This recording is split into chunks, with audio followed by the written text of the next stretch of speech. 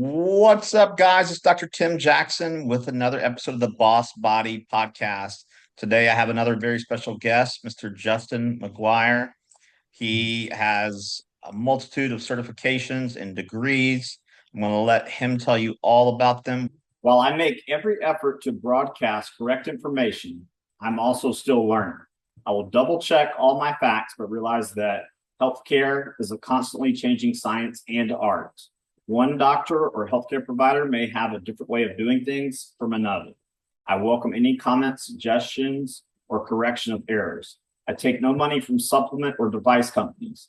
By listening to this podcast or reading this blog, you agree not to use this podcast or blog as medical advice or to treat any medical condition in either yourself or others, including but not limited to patients that you are treating. Consult your healthcare provider for any medical issues that you may be having. This entire disclaimer also applies to any guests or contributors to the podcast or the website. Under no circumstances shall any guests or contributors to the podcast or blog or any employees, associates, or affiliates of the Boss Body podcast be responsible for damages arising from use of the podcast or the blog. This blog or podcast should not be used in any legal capacity whatsoever, including but not limited to establishing the standard of care in a legal sense or as a basis for expert witness testimony.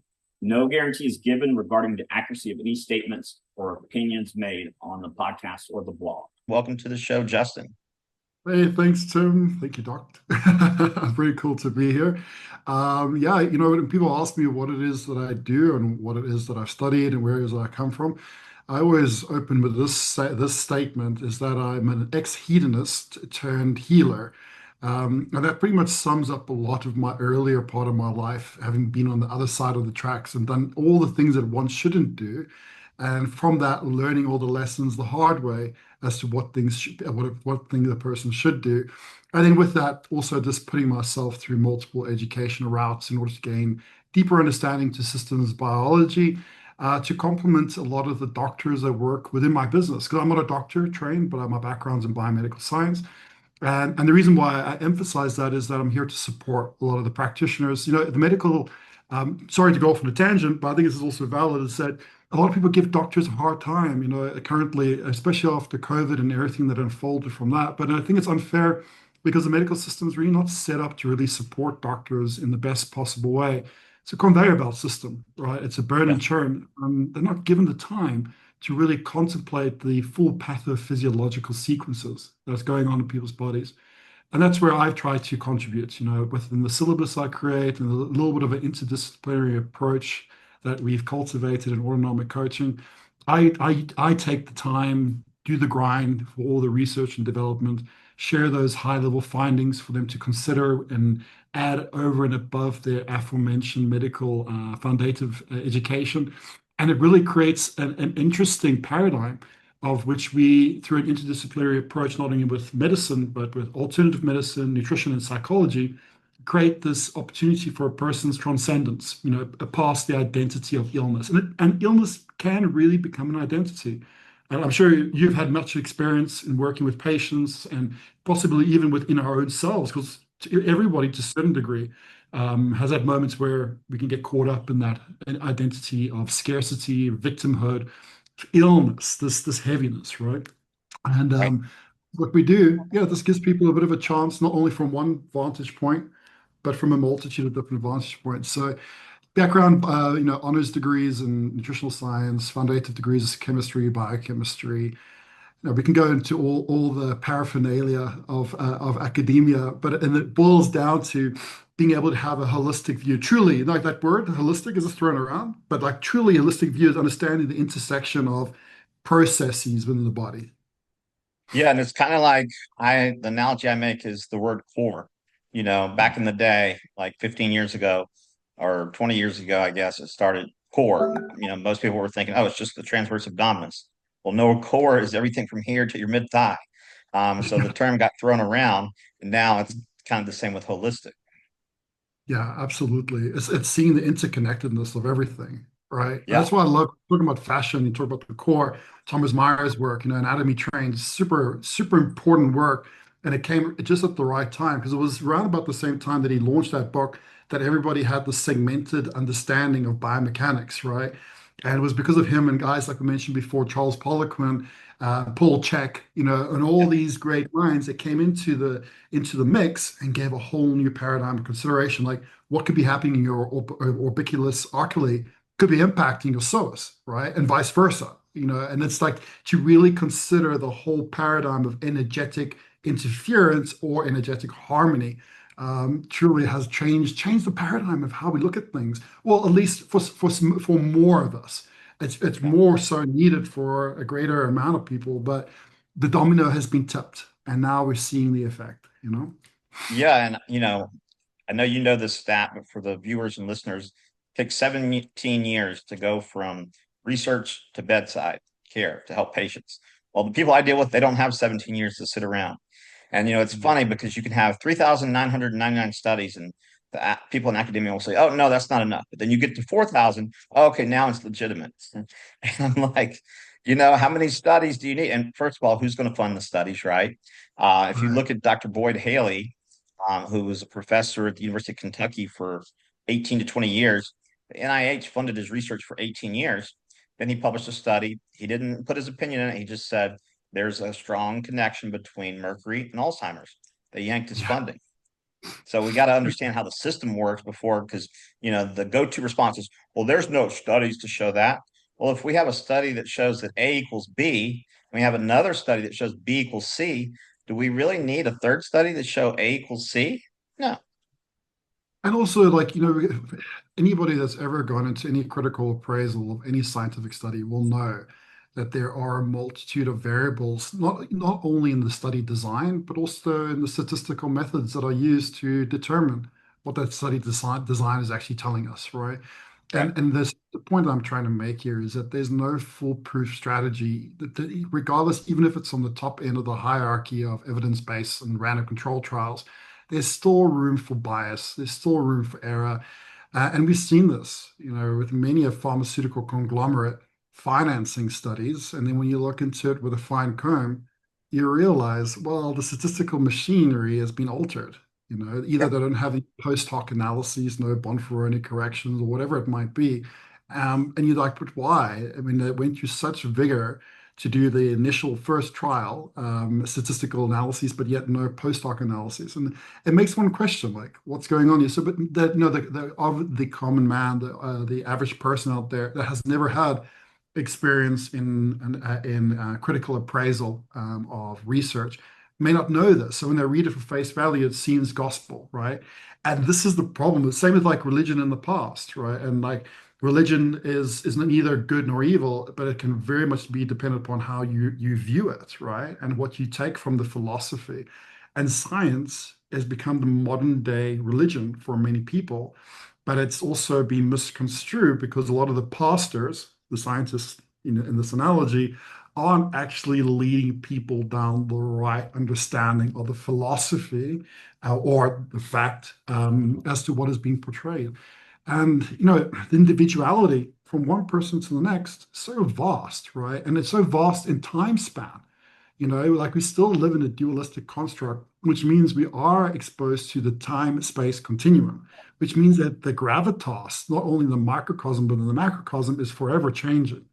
So what is being found with a certain observational segment of society, whether it's like a huge observational study of thousands of people or random control trial of 100 or 200 people, that was also taken with a certain type of genetic lineage in consideration, a certain type of cultural background, environmental exposure points, depending upon if it's first world or third world or fourth world cultures.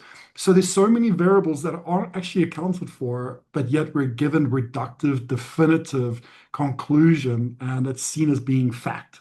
And to be fair, any scientist that actually truly is committed to the scientific method will never ever say something is definitively fact because they know how flawed that is. Because the point of the scientific method is to debunk what you believe, not to prove what you believe. And we Right. really need to get back into that.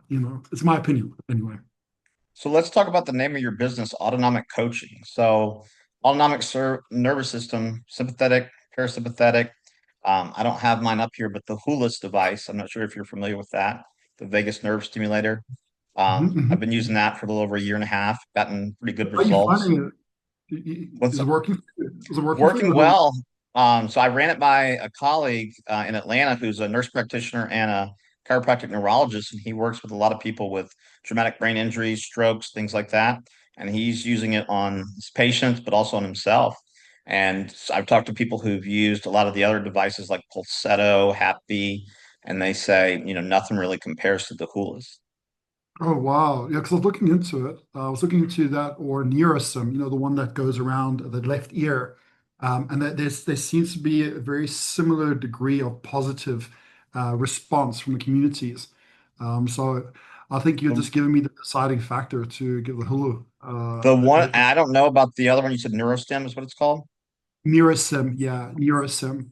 So the Hulas, they offer a 60-day money back guarantee, and there's no monthly subscription. The only thing you have to buy are the little silicone electrodes every couple months. And you just charge it every 3 or 4 days. But yeah, it works. I got the Prime, so you can stimulate the vagus, but you can also stimulate the median nerve. Um, yeah, so it's pretty good. It's got 5 different levels of power. Um, but one thing I've also learned is, if you're deficient in acetylcholine, it's not going to Mhm. work, right? Because the vagus nerve relies on acetylcholine. Yeah, I've correct. also come across some data and personal experience that if the lymphatic system is really congested, then the vagus nerve, it's going to be really hard to stimulate it.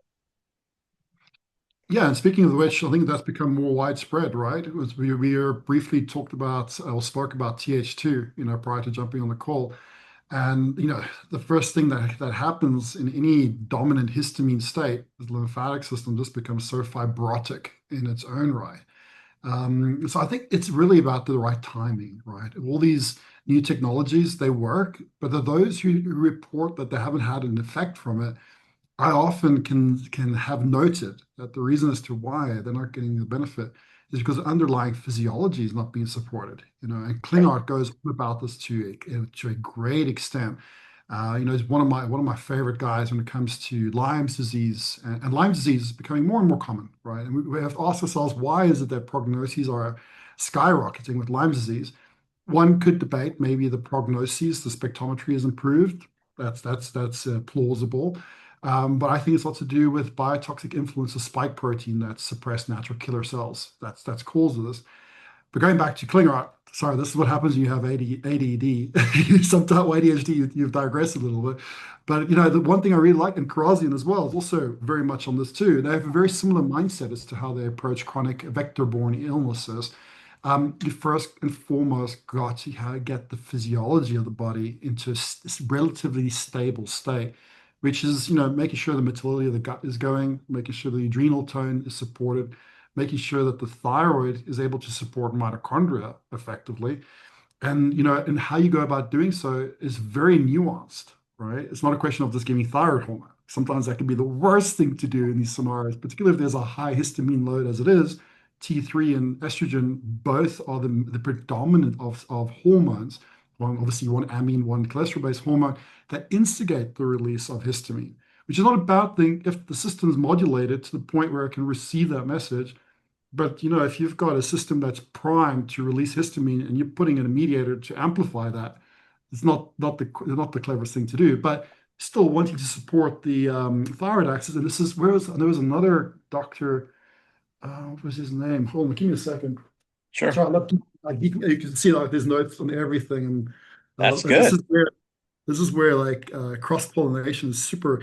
Dr. Holthoff, Ken Holthoff. I don't know if you know of him. I know him. He's a friend. Oh, really? Cool. I love it. Love his work. Absolutely love his Yeah. work. And one of the seminars that he came up, that he promoted as the way in which to improve upon cellular thyroid receipt, I thought was really, really cool, very clever. It needs a bit of consideration in terms of the use of the proteolytic enzymes, which is what he proposed into order to induce tissue plasminogen activator by utilizing proteolytic enzymes, which works really well. The only catch is, depending upon how long the person's had this congested state, there might be a high degree of biofilm. And what I've found to be very, very important is to use. Have you ever heard of WOB enzyme? It's a product. It's also, yeah. It's incredible. Just to, The like, it German just breaks. product, right? Yeah, exactly. And it just breaks down all that like pro-inflammatory proteins that can just be exacerbatedly released when you start disrupting the biofilm. So what I found, because I initially had taken his advice and with myself, with when I caught COVID, and then with another friend of mine, not with a patient, because I always test things on myself first before I give the advice to the doctors to pass it on. And what I noticed was that there was a very big kickback of the histamine was actually proliferated because the biofilm being disrupted and not having any form of proteolytic enzymes that's specific to breaking down those histamine-derived pro-inflammatory proteins just cause more congestion. So what I found is just to add into his work is to first prepare the body with WAB enzymes, slowly titrating the tolerance to the point where a person can tolerate 8 capsules twice a day. And at that point, then introducing all the native kinase, the serrapeptidase, the lumbrokinase, and it's very important to utilize those three in the right sequence, right? And it's dependent upon the person which that sequence ought to be. With POTS, never start with lumbrokinase. Never start with lumbrokinase with POTS. You've got to get your free cortisol to the point where it can support that. Lumbrokinase is great breaking down atherosclerotic plaque, but putting in too soon, that whole process can really dampen that the free cortisol availability, which just drives more inflammation. So it's really about the timing. And these are not expensive remedies, right? But they Right. are so paramount to getting the adrenal axes and getting the thyroid axes back on point. Um, this is what you're gonna have to deal with me, Tim. I get passionate and I digress to all the different pathways in the biochemistry of the body, so which is That's how I why was in undergrad. I I can appreciate that. In undergrad, I would say, "Oh, hang on a second," and then I would pull out another book. I'm like, "Oh, but this is the same electron transport chain as in this. Why didn't they just say this is the same one?" Well, why are Yeah, you focusing on that? Well, it's the same thing. Why wouldn't I focus on it? yeah, You know? yeah.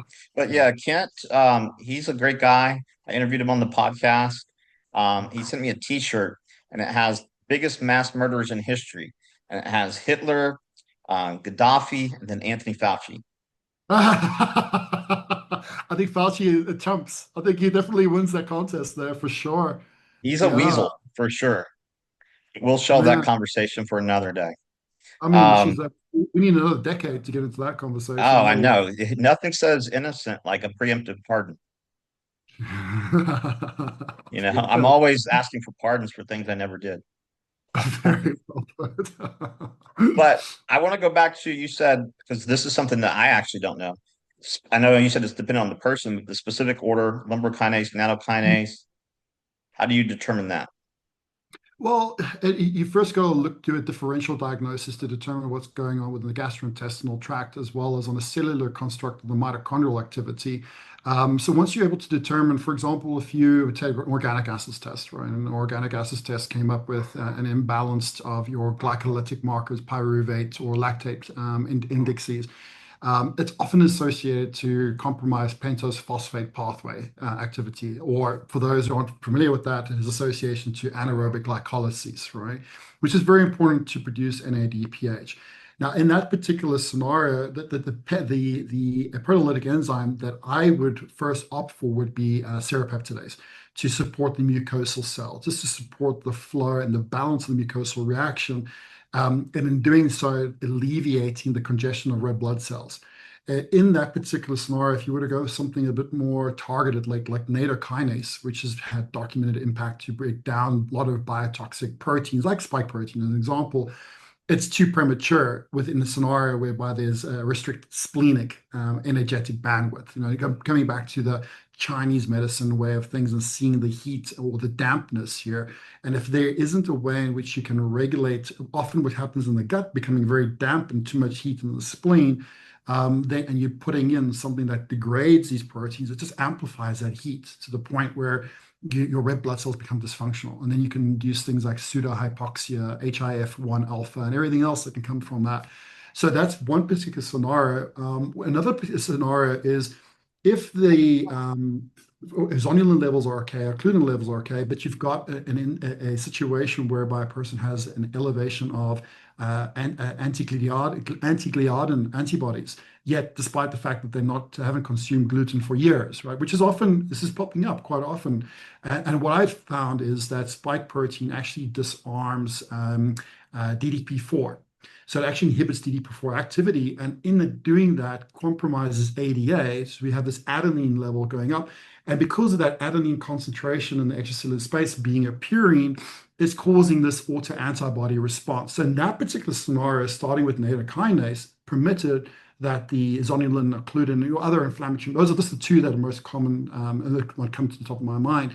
That's like a different case scenario where that would be warranted to really initiate.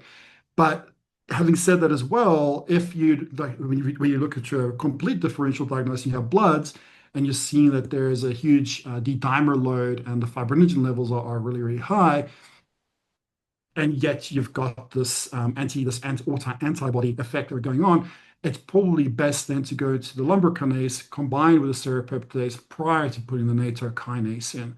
But it doesn't take too long before you can phase these enzymes into a continuum. It really just, once you're able to define the exact markers for that individual, it also reduces the spend. When you're doing a follow-up diagnostic, you're not going to do a whole panel. You'll do maybe 3 or 4 markers to see exactly the effect and whether or not it's safe to introduce the next lot in.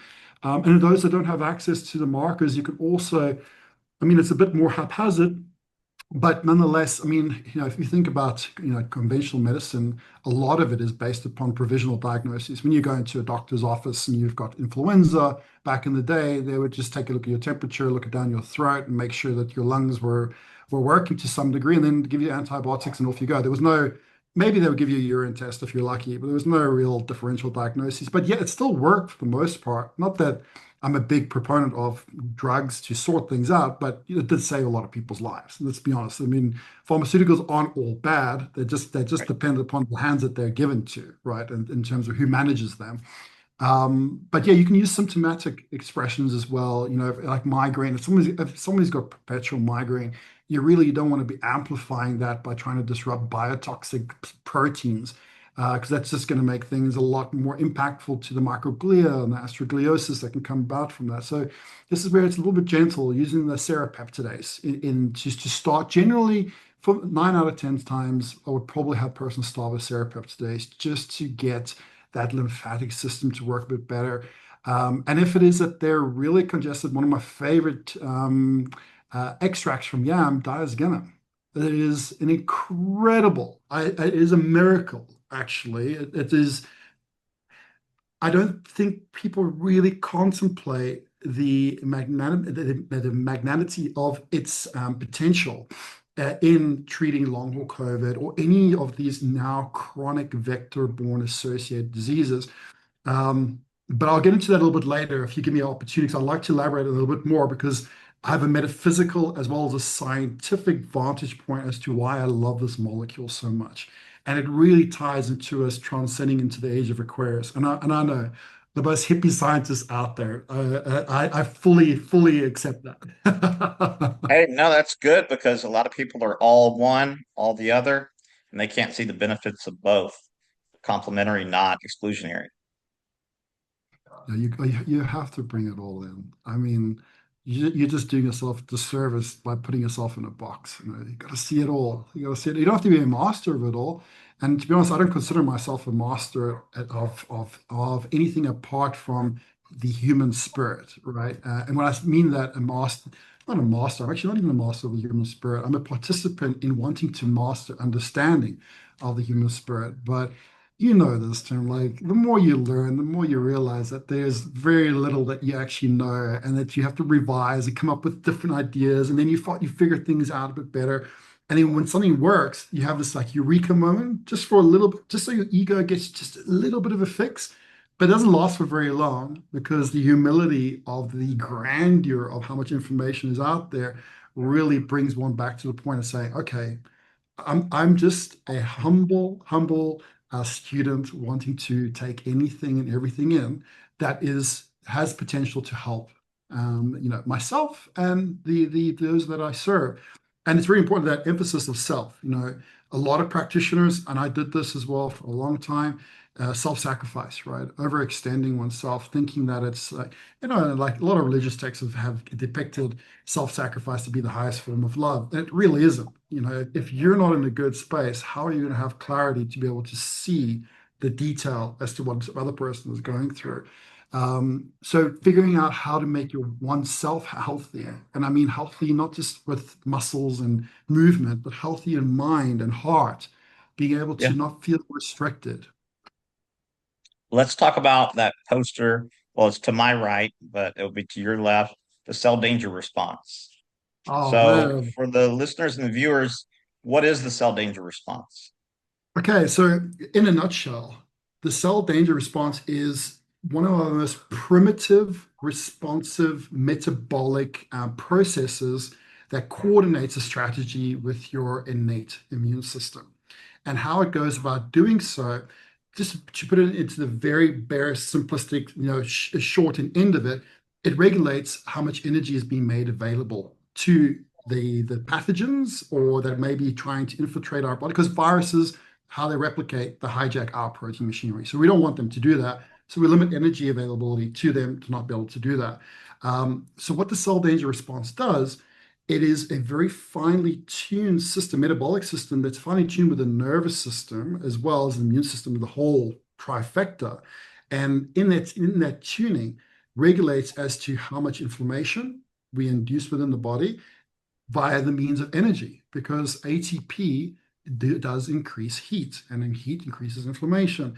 All purines, right? This is, and it very much so is centered around purine metabolism and purine availability in the extracellular, well, actually, just availability throughout its whole monitoring, not only in the extracellular space, but as to how well it's being managed through the electron transport chain, or whether or not it's being prematurely released, like the premature release of cytochrome C, as an example, in certain scenario of membrane instability, which can happen by uncoupling proteins from biotoxins, normally your UCP1s, which would instigate this outcome.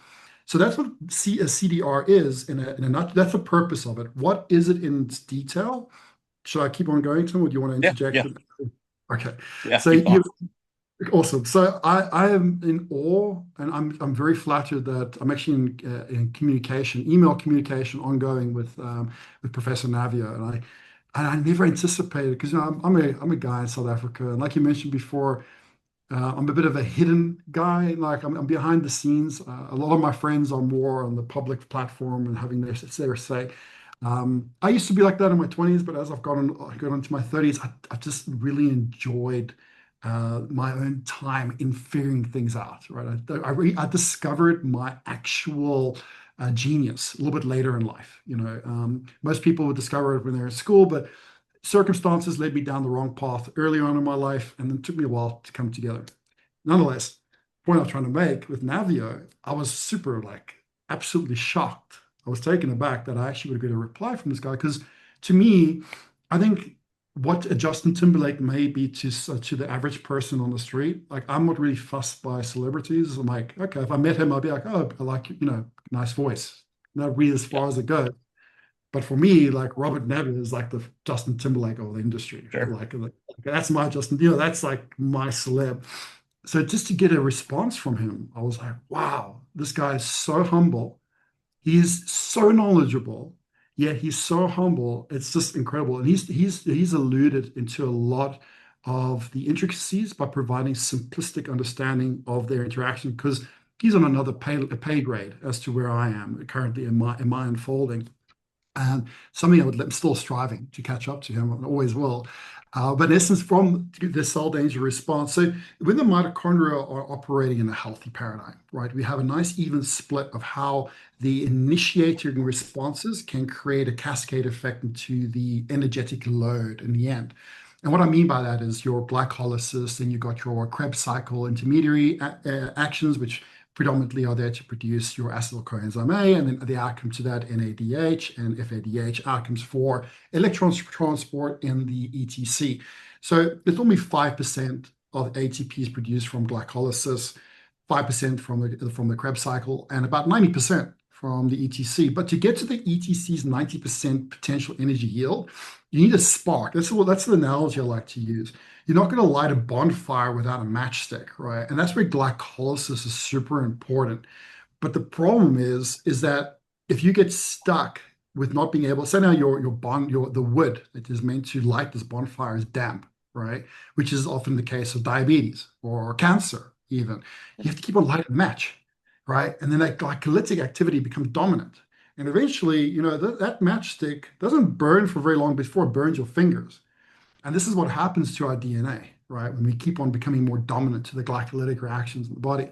So the reason why I'm bringing in these three energy systems is because it's relevant to cell danger response. Because in essence, how it is that the mitochondria responds to the requirements of threats. And it's not just pathogens, by the way. It can be any form of threat. It could be toxins such as heavy metals, environmental petrochemicals, non-native Mycotoxins. mycotoxins, psychological threats as well. These are all moments of hormesis, stressors that can come through, initiate to some degree a cell danger response. Because in essence, a cell danger response is initiating that if you go through it in a healthy manner, you're actually initiating glycolysis, the Krebs cycle, etc., and then outcome of a high energy load. However, when you get stuck, then you can get stuck in either one of these points. So what happens from an immunological related level? And I've also, you see, I've got Th2 dominance. I've had it for years, much better than it was a while back. And speaking of which, actually, the unfolding of these dominant patterns doesn't just happen by one span of time. One needs to remember that when we're focusing on our own health or the health of patients, to look into the timeline, the Barker hypotheses, and really evoking the Barker hypotheses to seeing exactly what the designs of health and disease outcomes have unfolded to the person's current experience. We can take all that, bring it back to CDR, and make it very, very sexy. Very, very sexy. So, in essence, from an immunological perspective, when your innate immune system becomes encouraged to become active, and again, it could be clearing up metabolic debris, which is what macrophages are renowned to do, then it will initiate a certain type of inflammatory response in order for repair or in order for defense to occur. And this heightens your innate immune players predominantly, right? Your macrophage, which will cause recruitment via the release of interleukin 8 to more neutrophils. And this should happen in a nice controlled manner. Natural killer cells can get involved at this state if need be as well, permitted that the dominance in the activity of the neutrophils and the macrophage are not overtaking the natural killer cell dynamic, because if they are, that dominant pattern, this is what a lot of Bruce Patterson talks about in his study of long haul COVID and HIV as well, which there are similarities as to how they impact the lymphatic nodules in the body and suppress the innate immune system. But in essence, when there's a healthy response, then your innate immune players do what they can in order to just stabilize or neutralize the effect, so that when the antigen presenting cells, like your dendritic cells or your macrophages, or even some of your T cells, that can come and get involved, the Treg cells in particular, they can get involved and they take little snippets, but particularly dendritic cells, of the APC paradigm, they take little snippets and then they go and present it, to the lymphatic nodules to create an antibody effect, and in doing so also will increase the activity of certain educative means in the thymus to release your CD4 cells, right, to potentially induce the CD8 response if required. But now that clonal selection that happens in CDR2. So CDR1 is very much about a predominant innate immune response. And this is highly relevant because what I mentioned to you before about the mitochondria's purinogenic monitoring capacity is highly related to TLR9, toll-like receptor 9, which regulates a lot of the understanding of both viral and bacterial biotoxic effect onto the body. When we have a situation whereby we have poor intracellular pathogen resistance, right? It is undoubtedly, in my opinion, always related to mitochondrial swelling and the compromise to the intermitochondrial membrane space. The membranes become somewhat excessively fluid, and the proton pump gradient loses its efficacy. So is there a loss of cardiolipin? It could be, absolutely. In certain instances, if cytochrome C were to leak out at exacerbated rates, absolutely. And if there isn't enough coenzyme A in order to help the repair of cardiolipin, it most certainly can unfold into anti-cardiolipin antibody, which actually can create apoptosis of the mitochondria themselves. My Vital C, C60, that's a great product as a raw material. It doesn't stop the process. We have so many wonderful supplements out there, but it's very important to remember that a lot of these supplements are the raw material building blocks that need to be put into the construction of the building at the right time. And we need to, in order for that right time to come to fruition, we need to have an understanding of what's going wrong along the supply chain, right?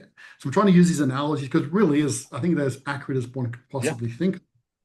Um, but the cytochrome C, sorry, the premature leaking of cytochrome C has a lot to do with an imbalance of intracellular copper, right? And the thing with why that's highly relevant with CDR1 is that copper is sequestrated to the extracellular space in order to afford the increased activity of neutrophil recruitment.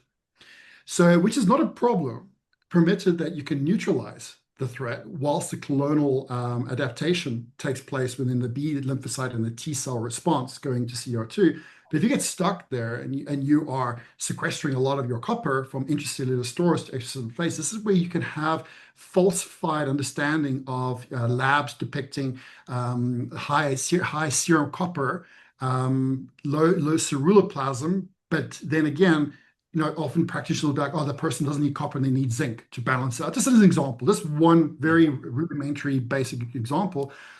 That's not always the case. It's like, yes, there's a lot of extracellular copper, but what's going on in the intracellular space? Because unless you can start to bring that copper back into the intracellular compartment of the mitochondria to help cytochrome C oxidase, you're sitting with a situation whereby you're having continual premature leakage of cytochrome C. Now, if you don't put zinc in that scenario and actually deplete the availability of the extracellular copper, this creates an even worsened ionic gradient effect, and you lose more hydrogen in the end of the day. You don't save it because now you've got MMP9 levels going through the roof. So it's a question of looking at it from a nuance, actually taking into account not only like what the red blood cell copper is a great way to look at. Leukocyte copper is probably the best. Red blood cell copper is very good. Leukocyte copper is not very widely available. Red blood cell copper is pretty widely available, but looking at red blood cell copper, serum copper, ceruloplasmin, red blood cell zinc, serum zinc, and then seeing, okay, what is actually going on with that in correlation to what's going on within the Krebs cycle markers on your organic acids test, right? And then seeing, oh, hold on, succinate is right through the roof. RBC copper is really low.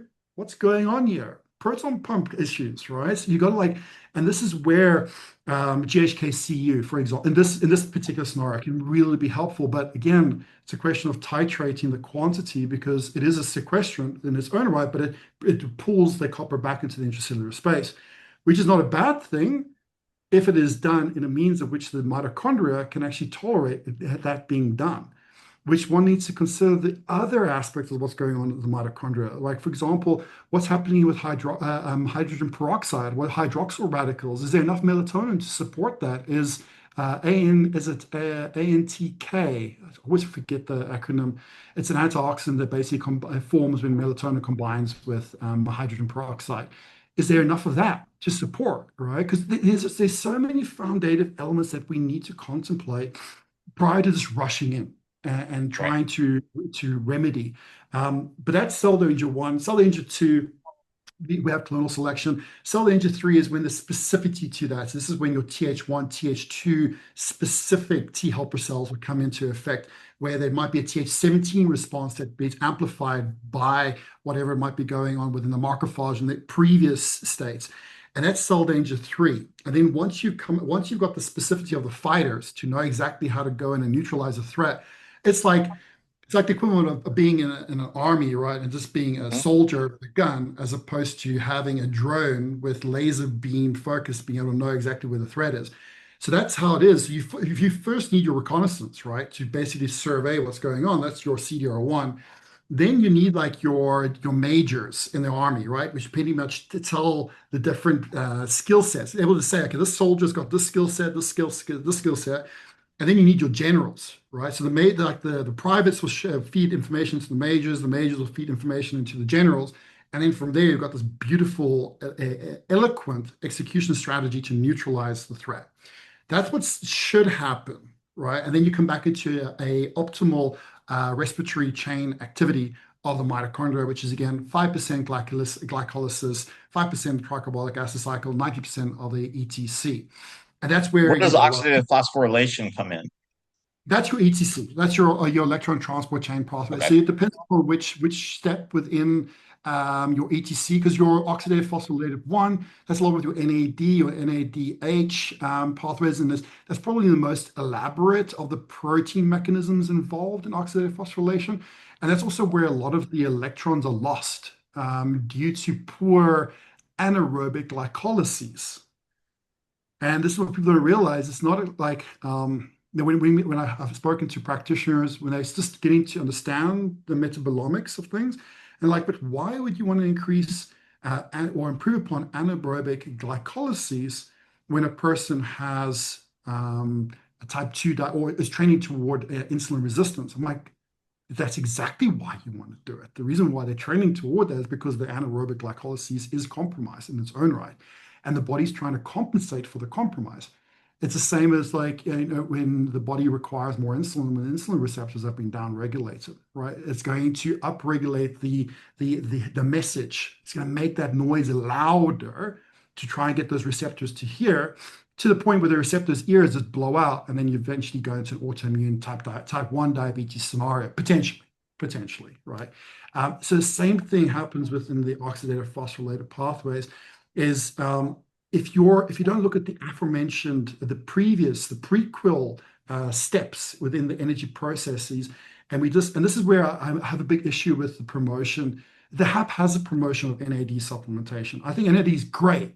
I love NAD. It is super important to help aldehyde dehydrogenase, alcohol dehydrogenase, to reduce fatty liver. It is incredibly important to induce neurogenesis, neuroplasticity, and particularly when it comes into the basal ganglia. It helps to break down amyloid plaque as well, or prevent the buildup of amyloid plaque by inhibiting p53 to certain degrees as well. So it has its place. However, if you were to give a system a high amount of NAD whilst it has an active threat stuck in a CDR1 state, It'll create more inflammation.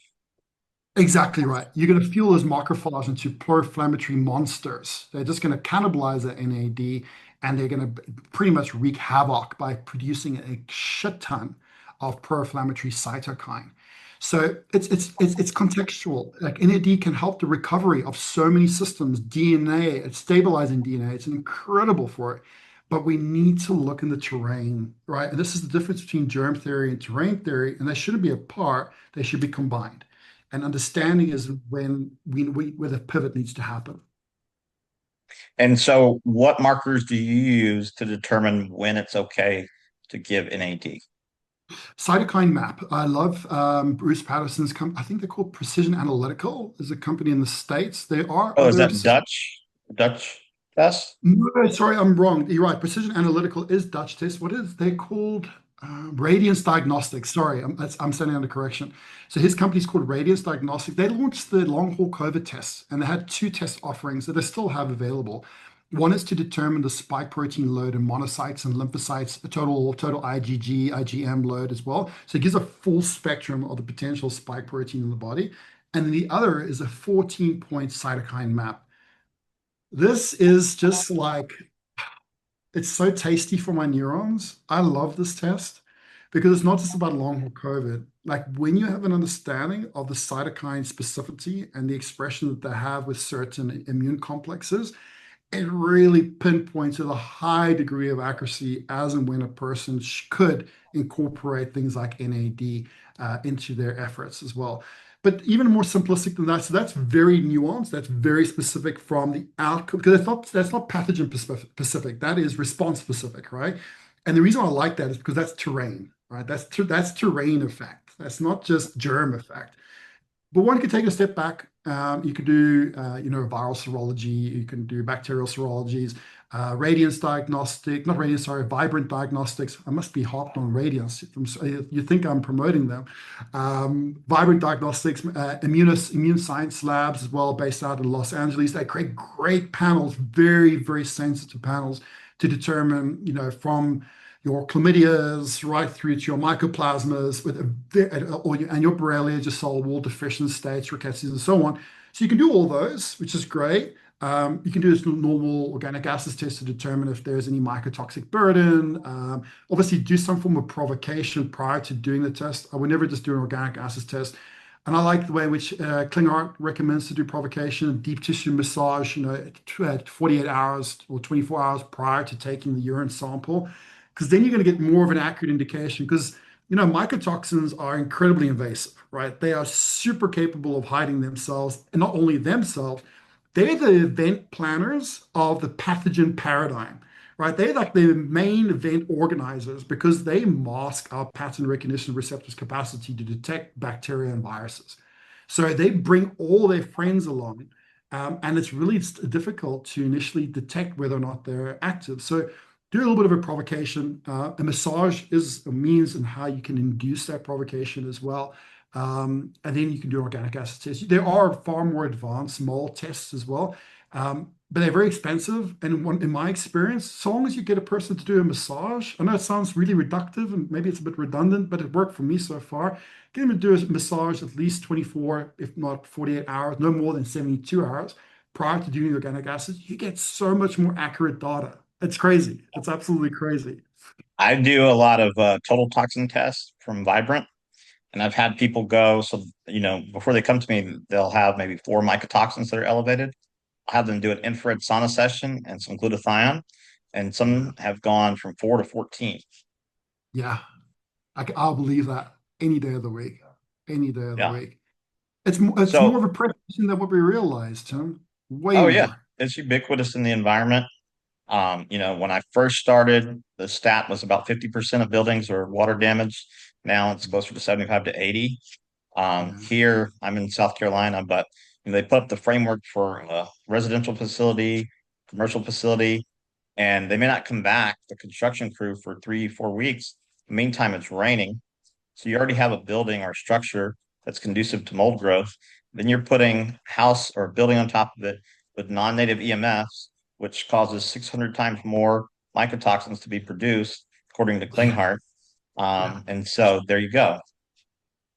And he's so accurate in that information as well. So after I heard that, I went into some of my own independent study, and it's incredible. A lot of these studies were actually conducted in India, interestingly, and some of them were actually involving young schoolgirls that were in certain proximity to cell phone towers. And 85 in one study, it was, I think it was 85%, no correction, but it was above 80%. I think it was 85% of them actually developed hypothyroidism. Now, they didn't definitively link it to mold in that article, but I'm, in terms of the symptoms that they express that they're experiencing, there's a very high likelihood that it wasn't mycotoxicity. And I mean, if you want to get mushrooms to grow, you just put them near EMF. They grow like wildfire, wildfire, because it is a form of hormesis for Yeah. the mycotoxin, right? It's like taking them to the gym, right? It's like Right. we're developing like big steroid bodybuilder mycotoxins, Yeah. with the That's 5G basically that's what. out there. Yeah. So let's talk about turning off the cell danger response. So Suramin, I get at least one or two messages a week. Oh, can you get me Suramin? No, because it's illegal. It's in clinical trials. It'll probably never see the light of day. I'm told you can get homeopathic Suramin from Europe. Any experience with that? I also try, I think not me personally, well, no, I lie. I actually did try with a friend, not a patient, a friend of mine that needed it, but he was a doctor himself. However, a good friend of mine is an incredible doctor here. He's a clinician. His name is Dr. Ahmed Hafaji. He runs the Optimum Health Span Institute in Sandton, South Africa. Check him out. Very cool. If you like, I can introduce you to do a Yeah. podcast with him as well, because he's Yeah. really knowledgeable. Very like brilliant, brilliant. And he was able to get it, but it was very expensive, incredibly, just something that very few people would be able to afford. And it was Albert Szent-Györgyi back in the 60s that was actually discussing its potential in autism. So it has been known for quite some time. And it has, if I'm not mistaken, it has to do with disrupting excessive adenine concentration as Yeah. well. Um, but I think there are other ways in which one can go about supporting that, the excessive or the purine, adenine, or guanine concentration that is left unchecked. And the way in which I've seen actually work really well is by introducing a high quantity of DDP4, the same enzyme that they use in a lot of these gluten digestive products, titrating, obviously, in terms of the quantity, because it can induce lethargy, right? If you compromise your adenine, you're also going to impact your ATP. So it's very much not a habitual implementation, but it can create a course-directed change, particularly if you're seeing situations where people are exhibiting adult onset autistic type symptomology, which I'm seeing explode. People aren't aware of it, but the eye tracking, people aren't able to look each other in the eyes anymore. They're looking away, looking away. Excessive sensory overload, right? These are all hallmarks of autism to some degree, and it's becoming more and more widely felt.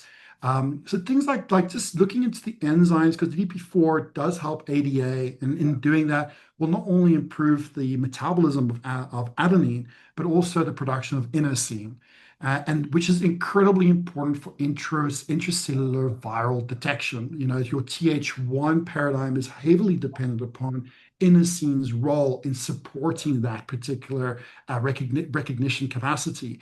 So it has dual purpose, but other means as to how to immune modulate, is that the question really? To go Yeah, about, immune modulate, but turn off that CDR. right.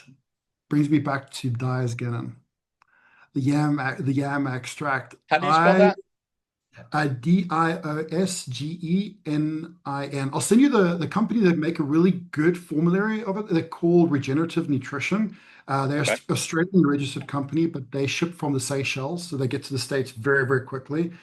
Okay. I kid you not, like without that in place, it takes me 3 to 4 times the amount of time to get somebody rehabilitated from long haul COVID or from Lyme's or from mycotoxicity. With that in place, I halve it by a third. Literally, it brings it down to a third of the time for recovery.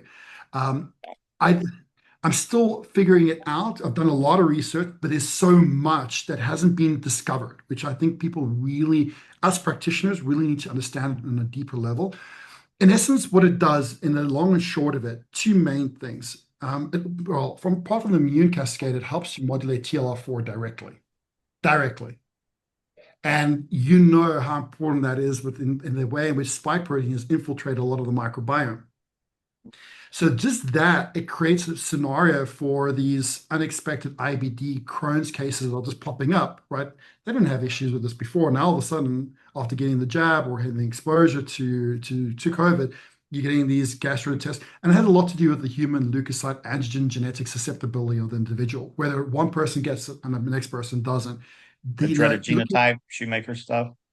Yeah, look, I would definitely look into the HLA subsets for sure. In the current state that we're living in, it is imperative because spike protein is not going anywhere, 5G is not going anywhere. So the exposure is only going to compoundedly get heightened. So we need to know what susceptibility these individuals have, even if they're not exhibiting the signs of disease. Just looking in, you can do a there's so many different gene tests. I use the Opus 23 for a nice big vantage point. There are others that have evolved ever since then. I like Opus 23, it's pretty thorough. But I also, in addition, will use LabCorp's HLA A to D subsets. HLA A to C is normally for your intracellular MHC1 responsive genotypes, whereas your HLA-D is your MHC2. So normally HLA-D is associated to gastrointestinal anomaly that can, like Crohn's, that can come about. Whereas your HLA-A to C can be things from AS to ALS in some unwanted scenario, or type 1 diabetes. But it's really important to survey as a prophylaxis to see what the susceptibility is, because knowingly, this is not going to, and I don't want to speak bad. I don't like speaking negative over anybody, especially not humanity. I only want the best for humanity.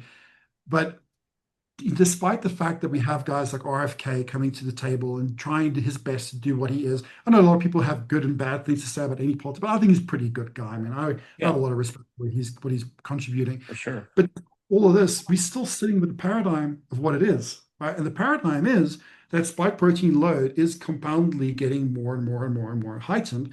So we need to understand, firstly, the pattern interrupts, which is what you're asking. And diasgenin for me is a great natural pattern interrupt. It's very powerful. And how it goes about doing so, to get off the HLA sequence, which you need to know, that's how what it can trigger, is that it does two very basic things from a metabolomic level. It sensitizes the estrogen receptors and it sensitizes the glucocorticoid receptors. And this brings me back to what I first wanted to, or asked you to allow me to allude into later on, healing the divine feminine from a metaphysical level. You know, in the last few centuries were toxic patriarchy. And we can see that from slavery, from hierarchy, subjecting people to being lesser than somebody else because of egoic insecurity, right? That humanity as a whole exhibited in different parts of the world, right? And we're all responsible for that. Doesn't matter if you're white, black, Indian, colored, or whatever. As a collective, we all contributed to that unfolding. For what purpose? Possibly transcendence, right? You need to have an understanding of shadow to go into the light. It doesn't mean you want to stay in shadow, definitely not. Thank God we're moving away. Literally, thank God that we're moving away from that. But now we're coming to the paradigm whereby it's important to heal the divine feminine in all of us, regardless of your genitalia. It doesn't matter if you have a penis or a vagina. It's got nothing to do with that. It's got to do with understanding what feminine energy does. It nurtures and it heals. Masculine energy protects and it encourages, right? It provides the barrier or the boundary so that nutrients can unfold. It's like the membrane of a cell. And a good friend of mine, Robert Navia, Robert Cavanaugh, also a K. Robert Cavanaugh shared his philosophical insight with this, and I thought it was so eloquent. That's why I'm giving him credence to this. The structure of the cell, the membrane, the bifossil layer, if it is too saturated, all the inner contents of a cell decay and die. But if it is too permeable, the cell becomes cancerous and nebulous. So in order to nurture and to make the divine feminine in all of us feel safe, it is imperative that we look to resensitize estrogen receptors. And I believe that due to these ongoing onslaughts that haven't just happened because of people from COVID, it's been happening for a long time, centuries, right? Millennia probably, but particularly in the last 2 centuries, the demand on our bodies to heal what it is that we've exposed them to has led us to the point whereby we exhibited estrogen dominance. But remember what I mentioned to you about the insulin and the receptors. There's a reason why we've become estrogen dominant in society, is because those receptors have become burnt out. What diasgenin does, incredibly, beautifully, I'm so in love with this product. It actually resensitizes the estrogen receptors, and in doing so, modulates directly the glucocorticoid receptors. So what you're left with is a paradigm of increased cortisol efficiency, free cortisol efficiency, and an improved estrogen dynamic in the regulation of calcium. The regulation of calcium alone to prevent mitochondrial swelling and premature apoptosis, let alone the impact it will have on osteocalcin and the subsequent effect that they will have on the hippocampal regions of the brain to improve upon memory consolidation and optimal, not aberrant, but optimal neuroplasticity, which again, sorry to digress, but it's like you're just allowing me to flow. Within the current paradigm of pseudo-spiritualism, and I call it pseudo-spiritualism, not because I'm trying to disrespect anybody. I understand that everybody has, maybe in some degrees, a person may think I'm a pseudo medicine, and that's fair. Everybody's entitled to their own opinion. But from my perspective, the pseudo-spiritual proliferation that's happening around plant medicine really is haphazard. Now, I love plant medicine. If the person that is conducting the ceremony, this is called a treatment. Okay, we don't have to make it extravagant. This is called, like, if you need to use the word ceremony to make you feel better about taking a plant medicine, by all means, have as many ceremonies as you want. It's a treatment, though.